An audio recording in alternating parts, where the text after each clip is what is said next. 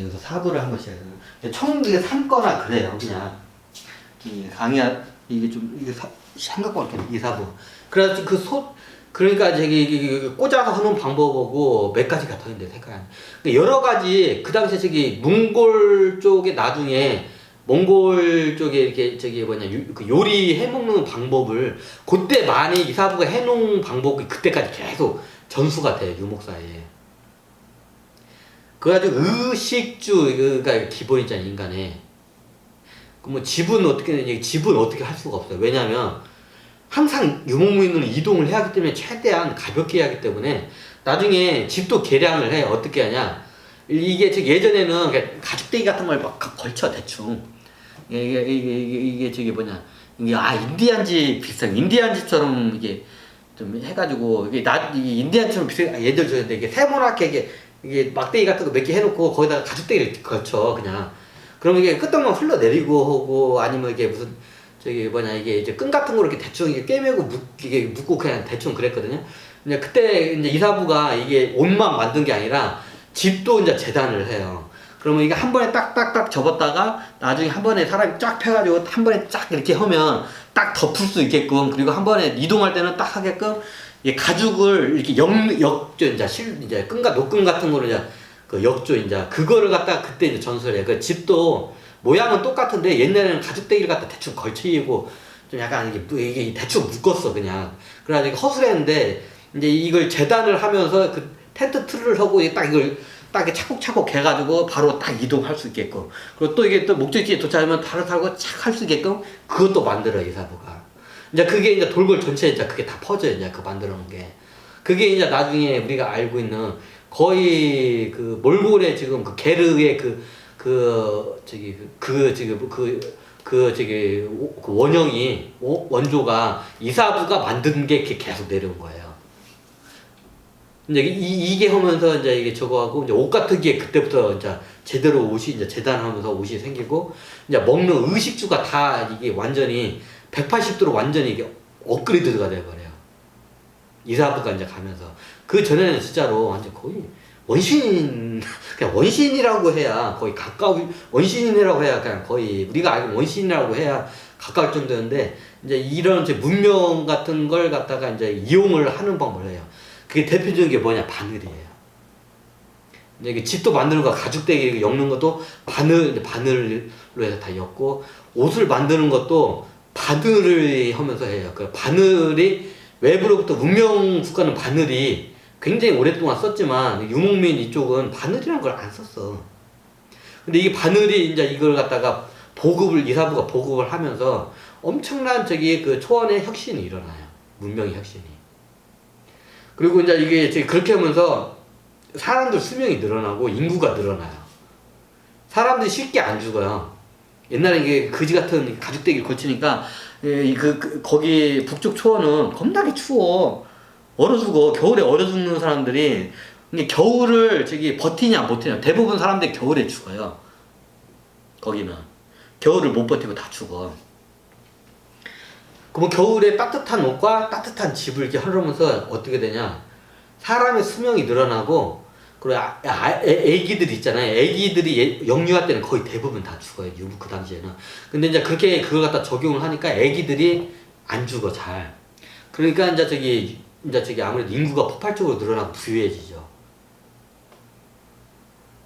이게 이사부가 이제 그 초원을 그걸 바늘혁신이라고 해요. 그 후대에 바늘 하나가 완전히 그 초원을 갖다가 이거 바늘 하나로 초원을 갖다가 완전 개몽을 해버렸어요. 나중에 이제 문자도 이걸 이제 중원했던 문자를 갖다가 전파를 하려고 하는데 너무 어렵잖아 한자가. 그래가지고 그거는 상류층에 있는 대신들급 사람들이나 왕실 사람들급 사람들이 기록을 하는 용도로 쓰긴 하는데 이게 잘 보존이 안 되죠. 이제 종이도 없고 유목사의 특징이 매일만 이동을 하기 때문에 나중에는 이 자료가 방대하게 쌓으면 그걸 들고 이동을 못 해요. 그러니까 그게 글문화가 축적이 안 돼. 유목사에는 이동을 해야 하기 때문에. 그래서 이게 농경사에는 정착을 하기 때문에 글문화가 이게 축적이 되는데 유목사에는 그게 안 돼요. 원천적으로. 책이 집에 이렇게 있는데 지금 막 저기 다른 부족이 쳐들어와서 도망가는데 책 들고 가다가 뒤져버려. 안 돼요. 그래서 유목사의 특징이에요. 그래서 글 문화가 발달이 안 돼요.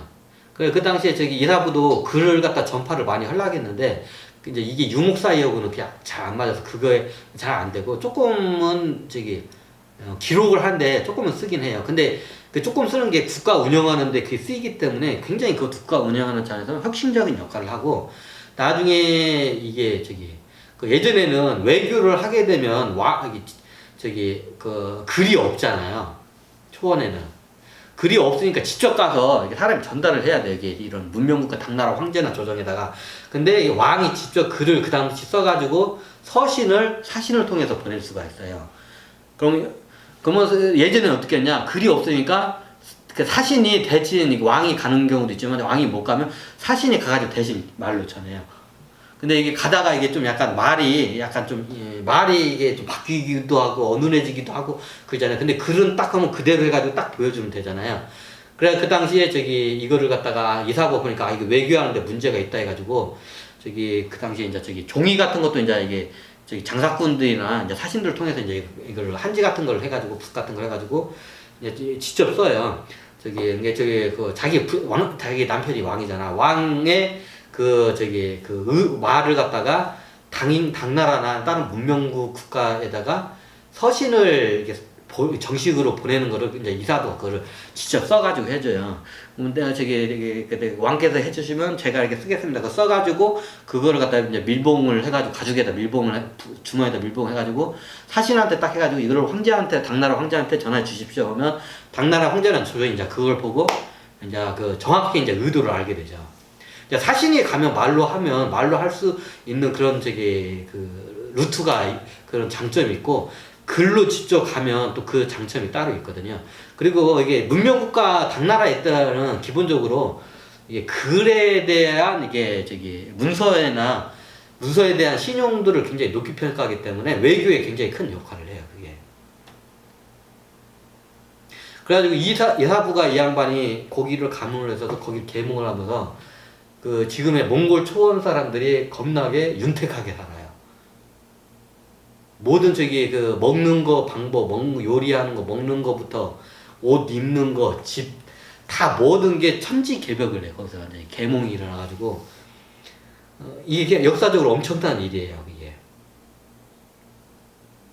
그래가지고 나중에 이게 그쪽에서는 설화로 이제 말로 글로 이제 하는 게 아니라 구전으로 계속 예전에 이제 이런 분이 있었다고 위대한 분이 있었다고 걔 이사부가 그게 내려가고 있는 걸 알아요. 근데 그게 끊겼나? 하여튼 그건 잘 모르겠네요. 그래서 이사부가 왜 이런 얘기를 했냐면 한 사람이 어디로 가면서 거길 딱 한 사람이 간 거예요. 많은 사람이 간 것도 아니고.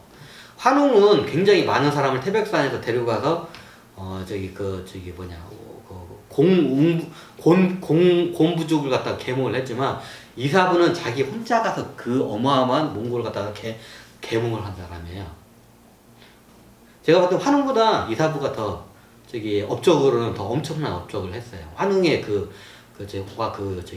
원래 환웅이 내려올 때 단이에요. 원래 이름이 단이 내려올 때 자기 혼자 계몽을 한 게 아니라 태백산에 있는 그 도인들이나 거기 사람들은 약간 어느 정도 농업 문명을 갖고 있는 사람들이 그걸 갖다 전파를 한 거예요. 그때부터 이제 농업 문명이 이제 전파가 되기 시작한 거예요. 근데 이 양반 같은 경우는 단 혼자서 돌골 엄청난 초원을 갖다 다 계몽을 해버려서 이게 별거 아닌 것 같은데 이 바늘혁명이라고 그래요. 바늘 하나가 몽골 전체를 바뀌었어요.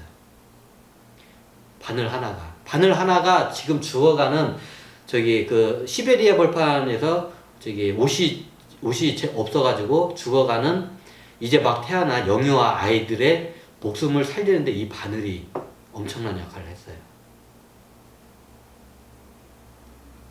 별거 아니겠죠, 이 바늘이. 그 바늘 하나가 당나라에서 중국으로 그걸 쓰는 방법을 전파함으로써 몽골 사회가 완전히 초원이 완전히 천지개벽을 해요. 그리고 이 양반이 외교 역할도 하고 전쟁을 굉장히 안에서 많이 조율을 부족하게 잘해가지고 서로 간의 약탈 전쟁이 이 양반이 살았을 때는 거의 안 일어나요. 조율을 잘해야 시기 때문에. 왜냐면 한 사람의 인재가 어떤 집단에 이게 가잖아요. 어떤 문명과 기술을 갖고 있고 자기가 어느 정도 이게 좋은 좀 선한 영향력으로 이렇게 접근을 하잖아요. 한 사람이 이런 큰 역할을 해요. 그럼 다른 사람들은 왜 그렇게 하냐고. 저도 그거에 대해서 많이 고민을 해봤어요. 왜 그 몽골에 있는 사람도 그 수많은 사람도 있었고 당나라에도 수많은 사람이 있었는데 왜 이사부는 그걸 해냈는데 다른 사람들은 왜 그걸 못했을까? 저도 그걸 대해서 많이 생각을 해봤어요. 왜 그랬을까? 한번 여러분도 한번 왜 그랬는지 한번 생각해보세요. 그 한 사람 이사부가 몽골 초원으로 어떻게 이렇게 어떻게 뭐 천신들이 데려갔다고 하는 말, 애들도 말하는데 제가 봤을 때는 거의 반우연적이라고 해야 하나. 원래 이 양반도 원래 이 일을 하고 이거는 좀 약간 제끼고 가는 게 낫겠네요. 왜냐하면 제가 검증이 확실히 안 됐기 때문에 괜히 이걸 잘못 말하면 천신들에게 그냥 좀 입장만 제가 좀 약간 복도와주는 역할을 하기 때문에 검증이 제대로 안 됐기 때문에 요거는 이사부의 이 한 사람의 역할이 어마어마한 중원과 중국 대륙과 이게 몽골 초원 사이에 전쟁을 맞는 데뿐만 아니라 몽골 초원을 계몽을 하는데 진짜 성모 마리아 같은 성모 마리아 같은 이런 성녀와 같은 역할을 해요. 그럼 이 사람 이제 이런 질문을 하시면 그럼 혹시 전생에 거시기했던 사람들 다 만났다면서 이사부 양반 만났습니까? 그러니까 예, 만났습니다. 어디서 만났냐고요? 거의 2010년도인가 2016년도인가 7년도인가 대략 그 정도에서 동국대학교 평생교육원에서 만납니다. 제가 가니까 다 끌고 다 데려와요. 역사적인 중요한 영웅급 인물들은 꼭 이게 전쟁으로 가서 뭐 이렇게 승전을 해야 영웅인 게 아니라 이런 어마어마한 업적을 남긴 사람 다 영웅이에요. 그게 예술적으로나 과학적으로나 아니면 학문적으로나 아니면 이런 전쟁에서 이게 큰 공을 세우거나 아니면 이런 판사나 이런 조정에서 평화로시에도 잘하거나 다 영웅으로 다 봐요. 이제 이 양반도 영웅급으로 이제 봐요. 대단한 영웅급이죠. 이 양반도 해가지고 와요. 어디로? 동국대학교 타로 옛날 최은주 교수님한테 제가 배웠는데 그 양반한테 배울 때 같이 이 양반도 와요. 이사부 이 양반도. 그 양반은 내가 누군지 모르지. 나는 그 양반을 알지. 왜 천신들에 다 이제 가르쳐주니까 저 양반이 이사부라고 이사부라고. 그 당시에 이사부가 이제 듣긴 들었는데 이사부 대단하지 않네잖아 걔가 아니라고 얘가 엄청난 애라고. 역사에는 별로 그게 주기하게 다르지 않지만 엄청난 게 하는 데라고 이제 그 얘기를 해주면서 이사부에 서고 이 양반하고는 그렇게 말은 섞지를 않았어요. 근데 이제 계속 관찰은 했죠. 제 뒤에서 보면서. 왜냐면 그 당시에 이제 그 양반뿐만 아니라 몇 명 더 있었기 때문에 이제 관찰하는 사람들이 관찰하면 딱 보니까 사람이 좋아. 여성분이었어. 결혼도 하셨고 애도 있었던 것 같아요. 이게 딱 보니까 얼굴이 이게 꼭 햄스터 얼굴처럼 이게 사랑스러운 얼굴이에요. 통실통실하게 생겨가지고 딱 보면 이게 사람이 인자하게 생긴 딱 그런 얼굴이에요. 그래 그때 거기서 만났는데 크게 이게 서로 간에 얘기를 한 경험이 거의 없기 때문에 자세히 제가 이게 되게 스캔을 못했는데 이게 다른 사람들하고 얘기하는 걸 계속 듣고 이게 표정이나 계속 이거를 제가 평생교육 다니면서 이렇게 관찰을 해봤는데 사람이 좋더라고. 착해, 선해. 당연히 토끼 종족이야 이 양반도. 토끼 종족 여왕급은 아니고 영웅급이에요. 이제 학에 내려오면 이런 역할을 많이 해요. 어디 가서 이제 황후 같은 거나 우리나라는 중전 황후 이게 지금도 안 나오는 영부인 같은 역할을 많이 해요. 왜냐면 남성이 지도하는 사회에서는 어떻게 여성으로서 내조하는 황제의 황후나 아니 왕후, 중전, 영부인 이제 이런 역할을 많이 해요. 이번 시대는 원체 쟁쟁한 양반들이 많이 나오고 보통 세기 말이 되면 이런 영국들은 다 이게 발복을 못하게 다 이게 초야에 딱 묻혀놔요. 다 이게 한 명이라도 발복을 잘못하면 굉장히 위험한 상황이 가기 때문에 초야에 다 묻혀놔요. 저도 묻혀놨다가 묻혀놓은 상태가 아니라 천신들이 겁나게 짓밟았지 이 새끼들이. 묻혀놓은 정도가 아니고 겁나게 짓밟았지. 내가 발복 못하게 너 일어나지 말라. 너 거기 있어 이게 내가 인생에 살다 보면 뭐가 풀릴 것 같으면 막 안 좋은 일들이 막 겹으로 막 오는 거야. 이게 나중에 이게 마음 공부 수행을 하다 보니까 이 천신들이 다 나를 갖다가 발복을 못하게 막 이걸 갖다가 이거를 해요. 근데 나만 그런 게 아니라 구차원 나만 그런 게 아니라 대한민국에 태어난 이게 큰 그 영웅 지도자급들이 있어요. 큰 영웅급들은 다 똑같이 다 그걸 다 밟아두더라고. 이게 나만 그렇게 하니까 다 그러더라고.